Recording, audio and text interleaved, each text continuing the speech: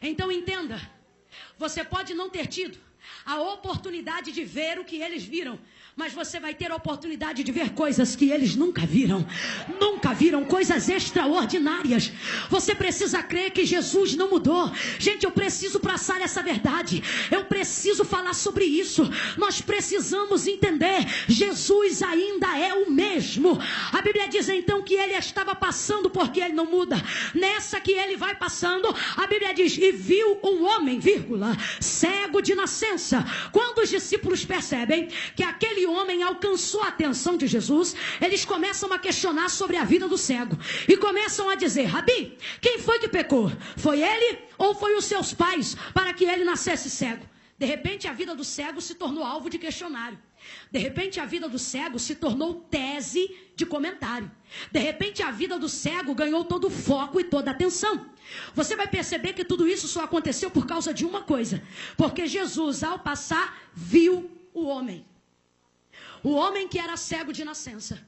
Eu preciso rogar e pedir que você faça diferente do que a gente está vendo por aí. Tem muita gente afligida com os comentários. Tem muita gente perturbada com a quantidade de indireta que rola na rede social. Tem gente incomodada deixando de dormir. Já teve gente que cometeu até suicídio por causa do que está acontecendo, pela maneira com que somos questionados. Nós precisamos entender que esse questionamento e esse comentário, ele tem um propósito. E não é maligno, não é maligno, porque aquele que é de Deus, o maligno não toca. Tem gente que entrou hoje aqui, está dando glória, mas está perturbado. Está esperando chegar em casa para pegar um pedaço da mensagem e usar para alfinetar alguém. Pega a cabeça do alfinete, vira ao contrário e alfineta a si mesmo. Não fica preocupado com os comentários alheios. Não fica preocupado com o que o povo está comentando. Irmã Camila, mas de um tempo para cá, minha vida ficou assim. A minha também é desse jeito. Sabe o que eu acho interessante? Tinha um baile chamado Baile do Zé Duro. Quem lembra desse baile aqui? Eu não sei. Tem alguém aqui que lembra da época? O Baile do Zé Duro, gente, era uma coisa terrível. Eu me lembro que ali o ingresso era 50 centavos e colocava na nossa mão. Aí quando colocava na nossa mão, para você ver como é que a gente tinha tanto dinheiro, a gente lambia e colava na mão do outro. Para o amigo poder entrar também. A gente não era crente. Era uma vida totalmente desregrada. A roupa era desregrada. O linguajar era desregrado. Vivia no colé, como se isso fosse inteligência. Como se isso fosse cultura. Andava de qualquer maneira e achava que estava na onda. Porque 15 cabeças na praça te conhecia por nome. Ô, palhaçada, o Senhor querendo te usar para influenciar a nação e você fica de colé para poder ser popular. A nossa vida era assim. A gente não tinha conhecimento, não se vestia direito, não falava direito, não andava direito, ainda mentia para pai e mãe para poder curtir um pouquinho da noite. Nessa época, ninguém via o que eu falava, ninguém via o que eu vestia. Nessa época, ninguém tomava conta da minha vida, ninguém queria saber que horas eu saía e que horas eu voltava para casa. Tem gente que está aqui que era chincheiro da pesada. Ninguém se preocupava com que dinheiro você comprava, ninguém se preocupava de onde aquilo vinha, ninguém queria saber por que você estava doidão. Basta Jesus olhar para você, basta você entrar na presença dele, basta ele entrar na sua presença. Escuta isso. Que de um tempo para cá, quando a nossa vida muda, é só querer seguir um caminho de santidade. Aí começam a perceber, começam a medir o comprimento da nossa saia para saber se está na doutrina ou se não está. Começam a olhar para o comprimento da nossa manga para saber se a gente presta ou se a gente não presta. Começam a olhar para o comprimento do nosso cabelo para saber se aparou um dedo ou dois. Começam a olhar para ver se a calça da irmã está apertada ou se está larguinha. Começam a olhar para poder ver o que está falando, aonde está andando. Antigamente você entrava e saía com uma cabeçada de gente que não tinha nome nem endereço. Hoje, quando o culto acaba, alguém vai te levar embora, já quer saber, tá namorando, tá pegando? É da fulana, é do não sei quem. É dessa maneira. E a coisa começa. E isso oprime a gente. A gente fica oprimido. Porque a nossa vida começa a ser alvo de comentário. E isso vai indignando a gente. Covardia não tem nome, mas costuma ter endereço. Aí começam aqueles posts de gente que diz que tá sarada, mas não tá. Post de gente que não tá sarado costuma ser assim, ó. Tem gente que... E a gente sabe que a gente, às vezes, é a gente. O endereço é certo. E como a gente sabe onde a gente mora, a carapuça serve. E isso fica perdendo, fazendo a gente perder o sono. Perturbado em como a gente vai responder tal afronta. Utilizando-se da arma arma da covardia. Ou então, para quem é mais cara dura, vai e procura o outro mesmo e discute e envergonha o evangelho. Só que hoje o Senhor trouxe uma palavra de paz, porque Ele não levantou jovem para a guerra. A nossa guerra está em fazer paz. A nossa guerra está em fazer paz. E o que Ele está dizendo é: fica tranquilo, vai dormir, para de responder alfinetada de Facebook, para de ficar ligando para poder se justificar com fulano A, fulano B. Por quê? Olha para o texto, o questionário só está começando. Por quê? Porque Jesus te viu. De um tempo para cá só querem saber porque Jesus viu. Antigamente a gente não cantava nada, não pregava nada, ninguém queria saber de nada. A gente bota a Bíblia debaixo do braço e o comentário começa. Jesus está dizendo: fica em paz e vai dormir tranquilo. Eles só estão interessados em você porque você me interessou, rapaz. Você me interessou, garoto. Você me interessou, garota. Não eram poucos, mas eram muitos cegos, eram muitos coxos, eram muitos paralíticos. Me mostre na Bíblia Sagrada quantos ganharam notoriedade. Todos aqueles quanto Jesus viu. O problema não é a roupa. Catuca o teu irmão e diz: o negócio é que Jesus te viu. Olha para ela e diz: não é a cor do teu cabelo, é que Jesus te viu. Não é o comprimento da tua saia só, não. É que Jesus te viu. Jesus te viu. Jesus te viu. Ao invés de ficar sem sono, era para você estar dormindo tranquilo. Ô Maria, mas a Joana disse isso e isso de você. Maravilha. É porque Jesus me viu, porque antigamente ninguém falava nada. Se agora estão falando é porque Jesus me viu. Entenda. O cego de nascença não era tão interessante assim aos discípulos. Ele se tornou interessante, se tornou interessante para eles, porque ele foi interessante para... Se Jesus se interessa, eu me interesso. Sabe qual é o nosso problema? É que a gente quer que a sociedade desperte por nós o interesse que Jesus despertou quando nos viu. Mas a Bíblia diz que Deus não vê o homem como o homem vê o homem. Esse é o nosso problema. Achar que porque Ele nos viu como nós somos, os outros também nos verão como Ele nos vê. Acorda. Jesus vê de um jeito que o homem não vê. Deus vê de um jeito que o homem não vê. A sociedade olha para o que você faz. A sociedade olha para o que você tem. Jesus é o único que te olha, não pelo que você faz, nem pelo que você tem, mas por aquilo que você... Olha aqui o texto. E passando Jesus, todo mundo só vai falar cego, cego, cego, cego, cego, cego. João vai escrever e vai deixar claro: passando Jesus, antes de ver o cego, vai dizer: passando Jesus, viu o homem. Alguém olha e só vê um cego. Antes da cegueira, Jesus vê a humanidade dele. Aí talvez você pense: irmã Camila, não faça revelação não. Só falou que era homem porque não era mulher. É para destacar a característica do cego. Ô, meu irmão, não é isso não. Lembra de Jó, capítulo de número 1? Quando Deus vai dar testemunho de Jó a Satanás? Entenda, nada daquilo que você tem e nada daquilo que você faz chama a atenção de Deus. É por isso que a graça é um escândalo, porque nela não tem lugar para mérito. Nela não há resposta para isto. Escute isso. Quando Deus chama Satanás para dar testemunho de Jó a ele vai dizer assim: tens tu visto o meu servo Jó? Jó era o homem mais rico da época. Dentro da terra de Jó, dentro da terra de Uz, Jó era tão ovacionado pela sociedade que em dado momento no texto conta-se que ele assentava-se à cadeira e quando recebido pelos seus irmãos, pelos seus vizinhos, no banquete ou no centro da cidade, pegavam cada um a perna da cadeira, levantavam para o alto e ovacionavam Jó o sábio, Jó o filósofo. Jó era um homem tão entendido, tinha tanta riqueza, tanto dinheiro, que os sacrifícios dele eram grandiosos, os banquetes dele eram maravilhosos. Ele tinha sabedoria, ele tinha riqueza, ele tinha educação, ele tinha destreza, ele tinha a composição, ele tinha o verbo, a cadência, ele tinha a destreza, ele tinha o traquejo. Ele foi um homem extraordinário. Mas quando o Senhor foi dar testemunho de Jó a Satanás, não falou de nada que ele tinha, tampouco deu testemunho do que ele fazia. Quando o Senhor foi dar testemunho de Jó a Satanás, ele disse assim: Satanás, tens tu visto meu servo Jó, não há nesta terra homem íntegro, reto, sincero, temente a Deus e que se desvia do mal como meu servo Jó. Não falou nada do que ele tinha, nem falou nada do que ele fazia, mas usou 5 características para dizer quem ele era. Escute isso.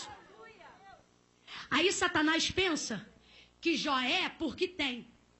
Aí diz assim: deixa eu tirar tudo que ele tem, que o Senhor vai ver quem ele é. Como Deus sabe quem a gente é, como Deus sabe quem Jó é, diz, então tira. Porque você quer tirar o que ele tem para mostrar que ele é porque tem. Mas eu vou te mostrar que ele tem porque é. Quem entendeu, entendeu. Quem entendeu, entendeu. Quem entendeu, entendeu. Aí tira tudo que ele tem. E quando tira tudo que ele tem, Satanás volta no contexto e ele diz: olha, eu já tirei tudo que ele tem e ele não deixou de adorar. Estou parafraseando. Aí ele diz assim: deixa eu tocar na vida dele, pele por pele. E tudo que o homem tem, isso ele dará. Aí o Senhor diz para ele: não, não, por quê? Porque você tocou no que ele tinha para saber se ele era o que era porque tinha. Agora que você viu que ele não é porque tem, mas que ele não tem porque é, mas é porque tem, você quer tocar na vida dele. Aí ele disse: não, por quê? O Senhor está dizendo: eu vou deixar claro que o que ele tem você pode tocar, mas em quem ele é eu não deixo. Eu não deixo. Por quê? Porque eu não me atraio por nada que ele tem. Eu não me atraio por nada do que ele faz, porque o que ele tem eu também tenho. O que ele faz eu também posso fazer. Se ele tem é porque eu tenho, porque se eu não tivesse o homem não teria. A Bíblia diz que o homem não tem coisa alguma se do céu não lhe for dada. Dele é a prata, dele é o ouro. O profeta Isaías, ele vai dizer: ó, profundidade das riquezas, tanto da sabedoria quanto do conhecimento. Quem conhece a mente desse Deus? Olhe pra cá, meu filho, olhe pra cá. Você que tem esse tênis de marca, você que tem essa blusa de grife, você que tá besta porque usa Armani e de um tempo pra cá tá com invicta. Deus não tá nem aí pro que você tem. Ele tá olhando pra quem você é. Ele tá olhando pra quem você é. Ele está olhando pra quem você é.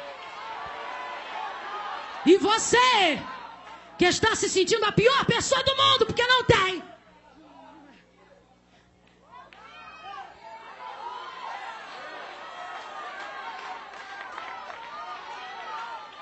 Oh. Quando Jesus passa pela vida desse cego, Jesus dá para nós uma lição. E ele está dizendo: não é o que você tem que me desperta o interesse, é quem você é. Quem você é. Cultive amizades que valorizaram você quando você não tinha nada. Elas gostam de você só pelo que você era. Elas desfrutam do que você tem por um único motivo: porque elas conhecem quem você é, independente do que você tem. Não faça alianças com personagens. Faça alianças com pessoas de verdade. Quem me conhece e caminha comigo há um tempo sabe: se tem uma coisa que me indigna é cara de brisa. É gente com a cara montada. Você mete o pau, a cara dele é o mesmo.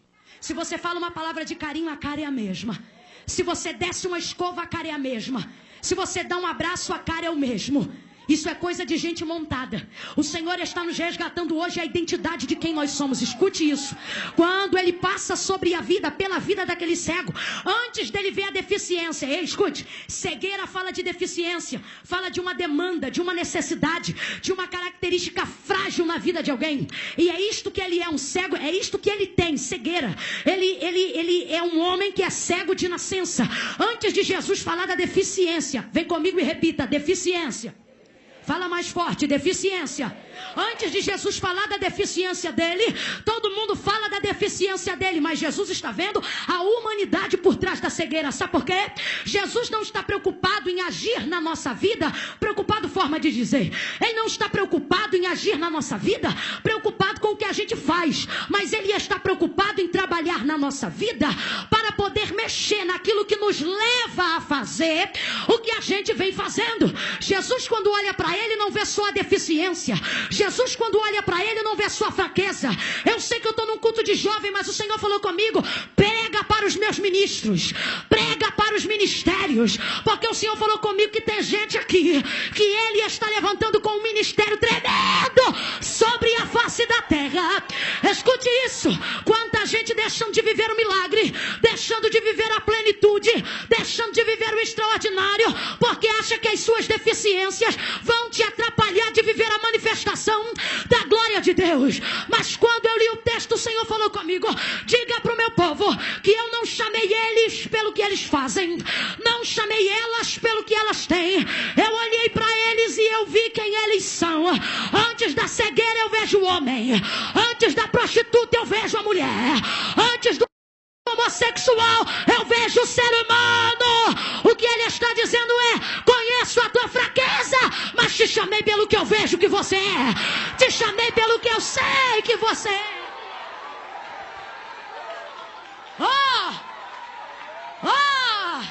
Eu tenho que falar isso aqui. Eu tenho que falar isso aqui. Quanta gente já era para estar cantando, arrebentando a boca do balão, tirando almas do inferno, resgatando gente.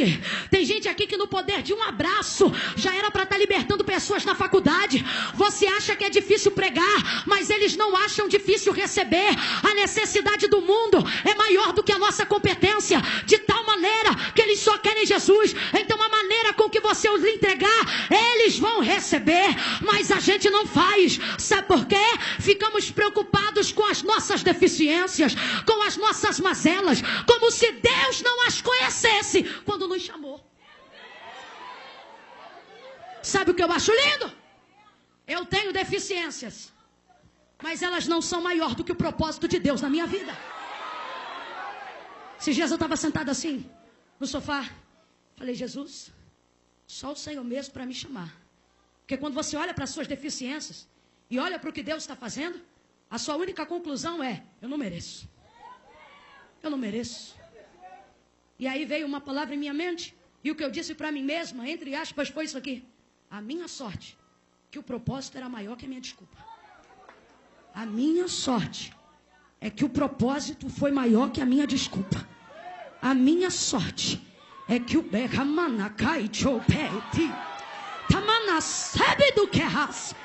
para de ficar nessa neurose de crise de identidade, de achar que você não pode ser um pastor, não pode ser um pregador, não pode ser um monstro de Deus, não pode ser uma mulher cheia do Espírito Santo, não pode ser uma menina sapecada debaixo da glória. Para com isso. O Senhor está dizendo para mim e para você: olha, gente, presta atenção. Paulo vai chegando no final de carreira, e quando chega no final de carreira, no meio da carreira, ele também entende que tem deficiências, e num dia, achando que essas deficiências pudessem ser maior do que o seu ministério, ele vai orar a Deus, e suplicando, ele vai falar sobre um espinho que tem na sua carne, e um mensageiro de Satanás, que de tempo em tempo vem esbofeteá-lo.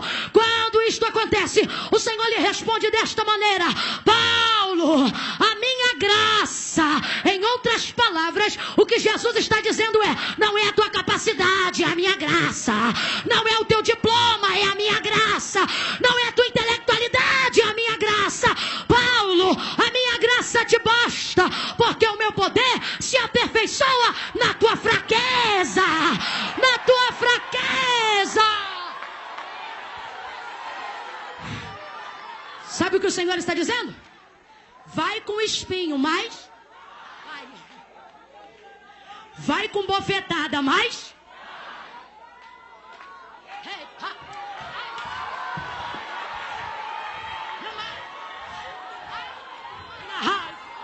eu tô vendo gente aqui que vai, e alguém vai dizer assim: mas você é assim? É, mas ele me chamou assim mesmo. Vai, mas você faz assim. Pois é, mas ele me chamou sabendo que eu fazia assim. Vai. Quando vai chegando ao final de carreira, para concluir o seu ministério, ele vai dizer assim: combati o bom combate. Deixa eu beber só um golinho d'água. Deixa eu ver se dá para beber um golinho d'água.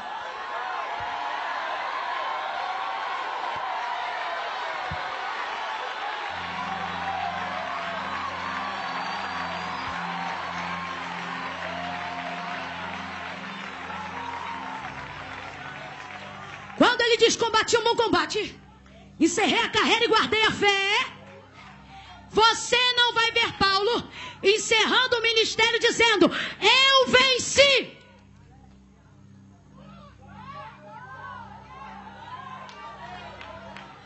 Você vai ver ele terminando a carreira dizendo: combati. Vou repetir. Ele não termina a carreira dizendo: venci. Ele termina a carreira dizendo: guerrei, lutei, lutei, lutei, lutei. Tem gente que está querendo parar por causa das deficiências da vida. O Senhor está dizendo: não que seja bonita se carregá-la, mas bonito é não se conformar com o que carrega. Olha o que ele diz: não vos conformeis, transformai pela renovação do vosso entendimento. Oh, Jesus sabe quem você é, independente do que você faz. Sabe quem você é, a despeito do que você tem. E Ele nos trouxe nessa noite para forjar em nós um caráter que glorifica o seu nome, uma personalidade que o engrandeça. Ele passa pelo cego, e os questionários são assim. Essa palavra é profética. Os questionários são assim: Rabi, quem pecou? Ele ou os seus pais para que nascesse cego? Eles estão perguntando como quem querem saber, mas a verdade é que não tem busca de conhecimento, tem excesso de julgamento na pergunta que está sendo feita. Quem quer saber pergunta, não entrega a resposta. Eles estão perguntando, já entregando a resposta. O que eles estão dizendo é o seguinte: Rabi, é só falar se foi o pai ou a mãe, porque uma coisa ou outra a gente já sabe que foi. Aí Jesus falou comigo: diga ao meu povo que eu sou a terceira alternativa. Senhor, como tu és a terceira alternativa, se no questionamento só tem dois? O Senhor falou comigo: exatamente, diga ao meu povo que eu sou a resposta que ainda não dei. Não, você não entendeu ainda não. Você vai ver que o cego não abre a boca em momento nenhum. Jesus está falando perto dele, os discípulos estão questionando perto dele. Parece até que ele não existe, mas ele está ali. Agora Jesus vai trazer uma resposta, obviamente, e que está sendo feita. Resposta: o que sou a terceira? Senhor, resposta que ainda não dei. Ainda não. Perto dele, os discípulos, parece até que ele não existe. Resposta, obviamente, e agora Jesus vai trazer uma pergunta que está sendo feita. Resposta: o que sou a terceira? Mas ele está ali. Senhor, resposta que ainda não dei. Ainda não. A ação do milagre. Tem gente que entrou hoje aqui dizendo assim, ó: porque das duas uma, ou eu saio de casa ou sai ele. E o Senhor está dizendo: eu sou a terceira alternativa. Não, só tem duas: ou sai eu ou sai ele. O Senhor está dizendo: eu sou a terceira. Qual? Eu sou uma resposta que você não cogitou. Eu sou uma ideia que você não teve. Ó, eu sou um sonho que você não sonhou. Não, tem pouca gente que está entendendo isso aqui.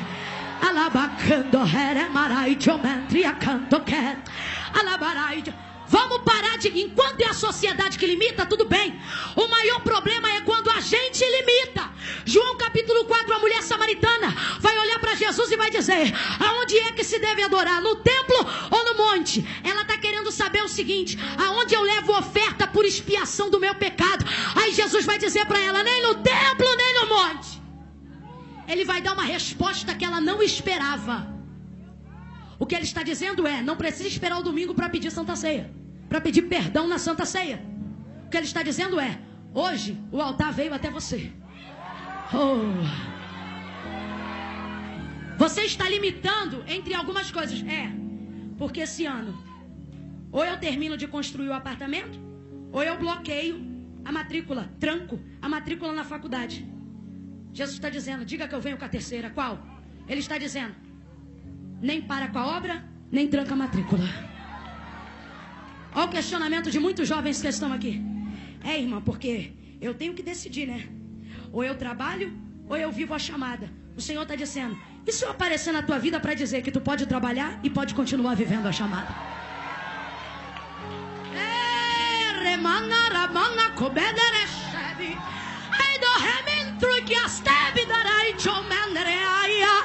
Levante a sua mão porque eu vou profetizar.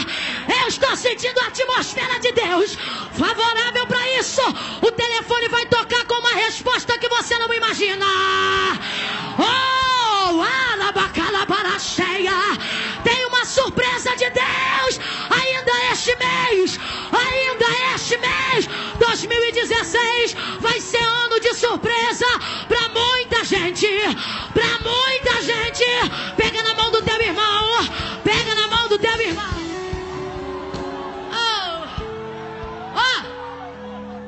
Vai ter gente aqui que vai ligar pra amiga e vai dizer assim: fulana, tu não sabe quem me ligou.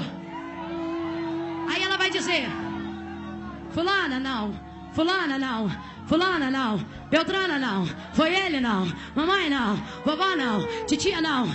Vai dizer todos os nomes e não vai acertar. Sabe por quê? O Senhor está falando: eu vou fazer surpresa. Eu vou fazer surpresa. Irmã, é que só tem duas opções: ou é a letra A ou é a letra B. O Senhor está dizendo: marca na J, porque eu vou chegar com a letra J. É Jesus! É Jesus! Jesus tem novidade. Jesus tem novidade para o teu ministério. Jesus tem novidade para o teu ministério. Jesus vai te abrir os olhos. Jesus vai te entregar uma nova visão. Uou! Oh! Aí aqui, ó. Irmã Camila, o que eu faço para receber?